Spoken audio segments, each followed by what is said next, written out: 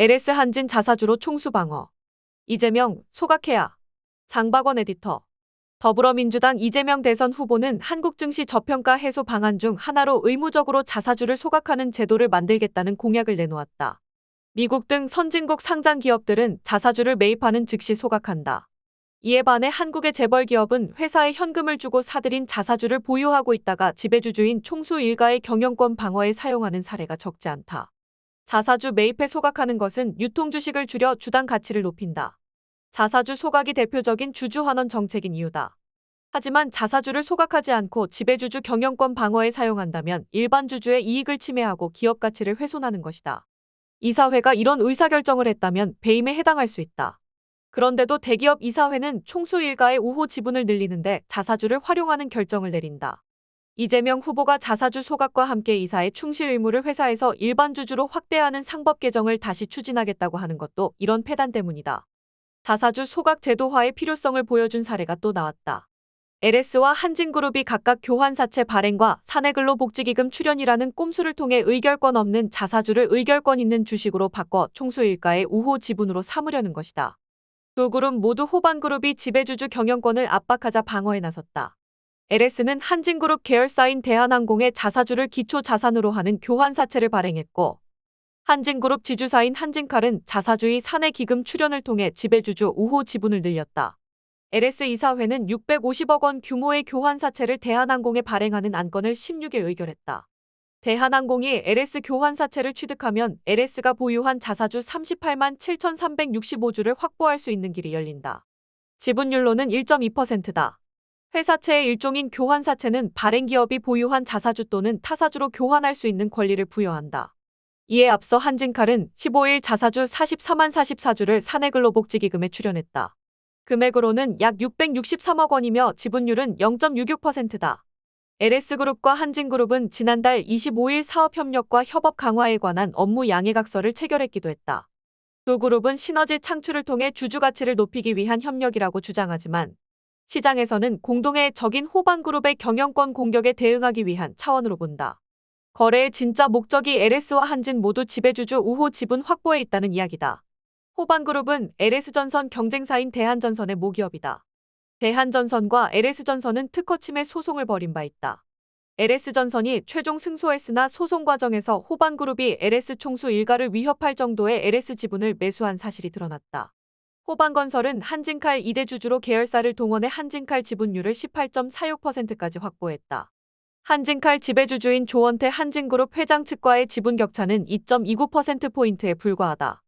호반건설은 단순 투자 목적이라고 밝혔으나 한진그룹 쪽에서는 대한항공 경영권을 노리고 있는 것으로 의심한다. 호반건설은 지난 2022년 한진칼과 경영권 분쟁을 벌인 사모펀드 KCGI로부터 지분을 사들여 2대 주주에 올랐다. 지난 2015년에는 아시아나항공의 모회사인 금호산업 인수전에 뛰어드는 등 항공사업에 지속적인 관심을 보였다. 호반그룹이 공격적으로 지분을 매집하자 LS그룹과 한진그룹 총수 일가는 위협을 느꼈을 것이다.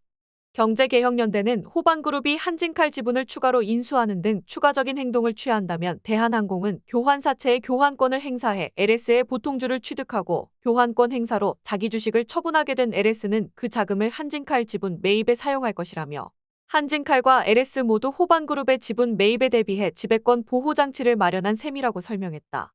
문제는 지배주주 경영권 방어에 자사주를 사용하는 것이 전형적인 코리아 디스카운트에 해당한다는 사실이다. 경제개혁연대는 대한항공의 LS 교환사채 인수가 두 가지 측면에서 전체 주주의 이익이 아닌 모기업인 한진칼의 지배주주를 위한 결정이라고 지적했다. 첫째, 대한항공이 LS의 교환사채에 대규모 자금을 투자할 합리적인 이유를 찾기가 어렵다는 점이다. 두 그룹은 사업상 제휴를 내세우고 있으나 사채나 지분 인수 없이도 사업상 제휴는 얼마든지 가능하다. LS의 교환사채는 표면 이자율 0%, 만기 이자율 2%로 대한항공 입장에서는 유망한 투자 상품으로 보기 어렵다. 사채를 LS의 보통 주식으로 교환한다고 해도 실익이 있을지 미지수다. 한진칼의 우호 지분 확보가 아니라면 대한항공으로서는 굳이 LS 교환사채에 투자할 이유가 없다. 둘째, 대한항공의 증권신고서에 따르면 대한항공은 채무상환 목적으로 총 2천억 원의 사채 발행이 예정되어 있다. 이런 상황에서 대한항공이 650억 원을 투자해 LS의 교환사채를 인수한다는 것은 재무적 관점에서 합리적인 의사결정이라고 볼 수 없다. 교환사채 인수에 앞서 채무 상환을 먼저 해야 했다. 경제개혁연대는 대한항공의 교환사채 인수가 회사와 전체 주주에게 어떤 이익이 되는지 충분히 설명할 수 없다면 이 거래는 즉각 철회하는 게 바람직하다고 주장했다.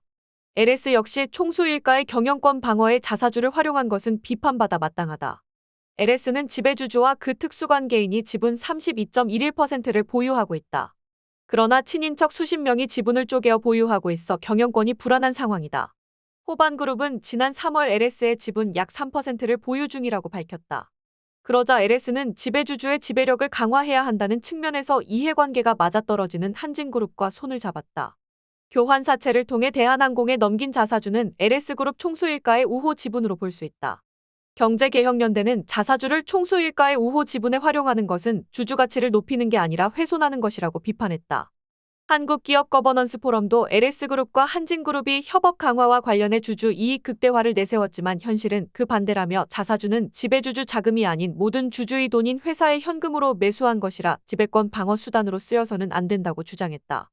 거버넌스 포럼은 또 애플과 구글, 대만의 TSMC 등 세계적 기업들은 수십 년간 긴밀한 협업 관계를 유지했지만 상호주를 보유하지 않았다며 지배권 방어는 높은 주가와 기업 가치를 유지하는 전공법을 써야 하며 자사주를 우군에 매각해 지배권을 강화하는 것은 반칙이라고 질타했다.